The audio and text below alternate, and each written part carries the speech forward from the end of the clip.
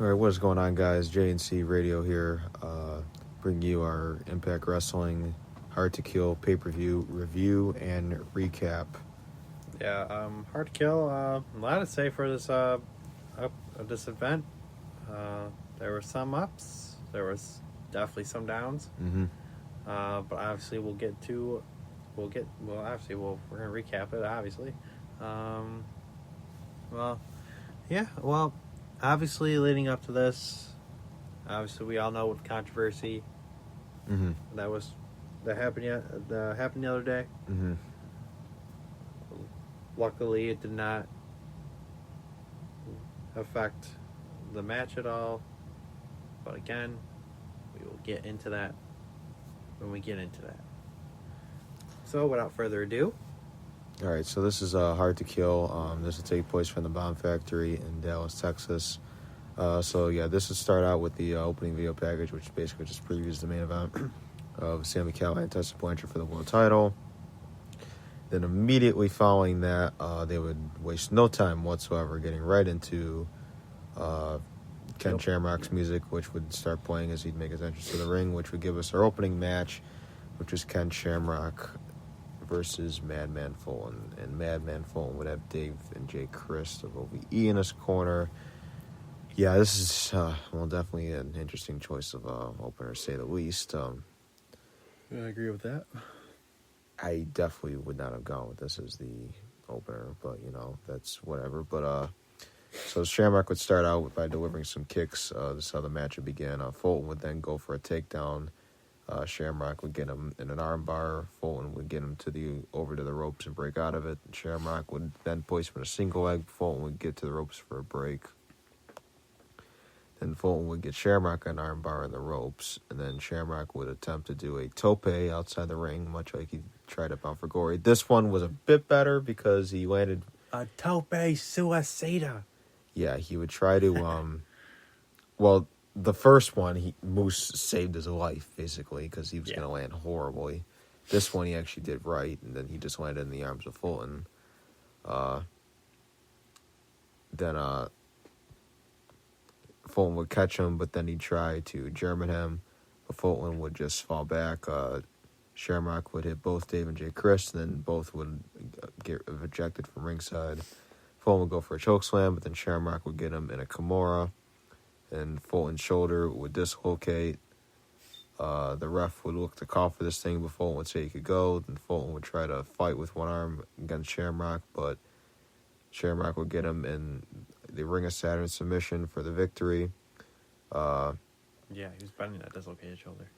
Yeah, not the biggest finesse match ever, but I definitely thought this was better than I was anticipating, and I like this better than the Moose match, that's for sure. So I gave 2 stars to the rating for this one. I gave it a star and a half. I wasn't really that fond about it. Ken Shamrock, of course, would win by submission. Next, we'd have the Exhibition Championship match. We'd have Ace Austin versus Trey Miguel. So basically, this has been going on for some weeks. They show the video package where Trey won a number 1 contenders match, and his mom was at ringside. Ace Austin was eyeing her, and then he's been trying to play mind games with him ever since. So then we'd have this match, and then of course Trey's mom was at ringside during this, which they point out during the match. So this would start out with Ace and Trey. Trey rather would start this one out very aggressively. But I thought these two throughout this would actually work well with one another. But in the end, Ace would hit the fold and retain the X Division title. A really solid match. Following this, he would try to play even more mind games because he tried to flirt some more with I guess his mom, whatever. And then like he'd catch him, run back down. He'd try to fight him, but then he was beating several refs and everyone would come out and try to like get in between it and like separate them and keep them apart. Yeah, I'm with you. I think these two definitely did mesh a little well. I honestly thought this was probably the best part of the first half of the show. Yeah. Well, honestly, this probably should have been the opener. Yeah, but I think they only did that other match as the opener because it's going to probably kill the show if they would have done it like midway. through. I think that it would have been a show killer. I thought they should have just done this first and then what they did as the first match second. Yeah. Because I thought that was part of the problem they did with the original Shamrock match with Moose. Is I thought the fact that was second to last is what was bad. Yeah. Had it been somewhere in the middle, it wouldn't have come off as bad. I thought they just did it too late because that when you do that, that's like the second to last to the main event. So it's like this is like the last like match for like your big main event. So I think that's so the placement was a little questionable. But yeah, I thought this was really solid. Like went ahead and gave it 3. I think I gave it 3. No. Yeah, he gave it 3 as well. I gave it 3. Yeah, good match. Yeah, it was a good match. Next we have the Knockouts Championship on the line. Oh. But so first, it did an interview with ODB talking about like how 2019 she had her downs, but 2020 she'd be looking to become a 5-time Knockouts champion. But, yeah, so we'd have this 3-way for the Knockouts title. We'd have Taya Valkyrie defending against Jordan Grace and ODB. The only reason why ODB is in this match in the first place is because of Jordan Grace. Yeah, she got a pinfall victory over Taya. Actually, yeah, she did. But yeah, this is something I wasn't like looking too forward to. I am a Taya Valkyrie fan, and I enjoy her work, and I think she's been great as champ. She's been champ for well over a year now, which they of course point out, and as always do point out, longest reigning Knockouts champion of all time. But I don't know. I'm starting not to become a fan of 3-ways anymore, or like triple threats, whatever you want to call it, because I'm just kind of over it, because it's like I don't like the way they're done a lot of the time these days. So it's like if there's one that I like, it's actually kind of surprising anywhere really. But yeah, WWE, but mostly WWE, I think, has kind of killed that stiff for me, because they just cannot seem to get those down. Yeah, and definitely sloppy. Yeah, this is also pretty sloppy. I didn't think anyone in this match looked really that good. No, not at all. I think there was only like one good spot. Yeah, it was like towards the end. Yeah, other than that, there really wasn't much, which is kind of sad, because there is two of the top knockouts in that match. Yeah, I looked at this. Looked at the Sports Illustrated top 10 female or women's wrestlers, and Jordan Grace and Taya Valkyrie were both on the list. So it's also kind of sad how it was. It's also kind of sad because not that long ago, Friday night, Bash at the Brewery, the Valkyrie and Grace put on a great street fight, whatever that match was called. But yeah, no, that was actually that was a good one. So yeah, to see. Yeah, it makes me think that this probably would have... I mean, it definitely would have been better as a one-on-one match. I get that they've already done that once, but it definitely would have been better as that. But I still think if anyone could do it, like, could beat Valkyrie, obviously, I think it would be Grace. Yeah, I agree. I would agree. In the meantime. But other than that, this, like, really with this match... Nothing really going on. It was just very slow pace, very sloppy. It just seemed like no one really knew what to do either. Which yeah. that happens. It seems like people. Yeah, that's the thing. Like when WWE's done some of these triple threats, it just seems like that's just like a common theme where it just seems like nobody really knows what to do. Yeah, exactly. But yeah, 1.5 is the rating for this one. Yeah, I think I gave it a 1. All right, then next we'd have the backstage interviewer. Didn't quite catch her name, but she would try to interview Rob Van Dam. Oh my God! She tried to, so going from bad to whatever. And then Daga would walk by, and then he'd call him a fan or whatever. I guess that was somewhat funny, but then he's kind of like, "What'd you say?" And then like he just kept moving. But then, so the next we'd have what we thought was supposed to be a singles match, which. Keep in mind, they dubbed this as a dream match. It was Rob Van Dam versus Brian Cage. So basically what would happen here is Cage is making his entrance, and then he'd get distracted by Katie Forbes. I guess they said his girlfriend's girlfriend. Yeah. I don't know. Oh my God. Yeah. It's just you could tell it's just getting worse by when we're explaining it. So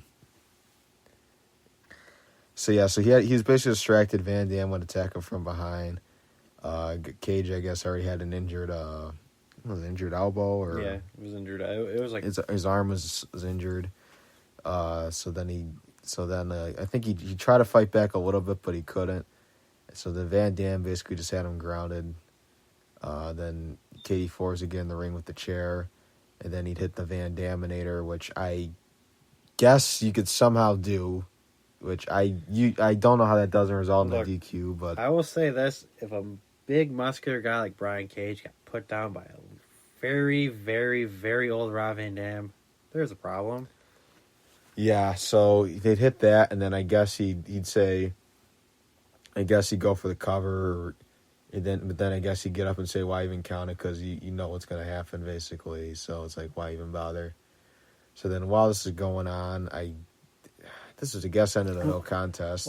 Well, first of all, I don't even think the match actually really because they're using the chair. Uh-huh. Forbes is still getting involved no matter what. Like, I know, she got in the ring. Yeah, because I think Josh Matthews said or something like I guess the ECW rules are in effect. Yeah. It's like, well, since when?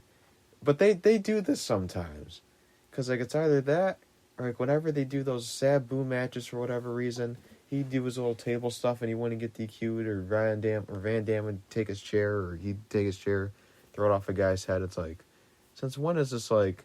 okay, Well, it's like, if it is, then whatever. But it's like, out of nowhere. They're not. Yeah, it's out of nowhere. It's like they didn't really explain that.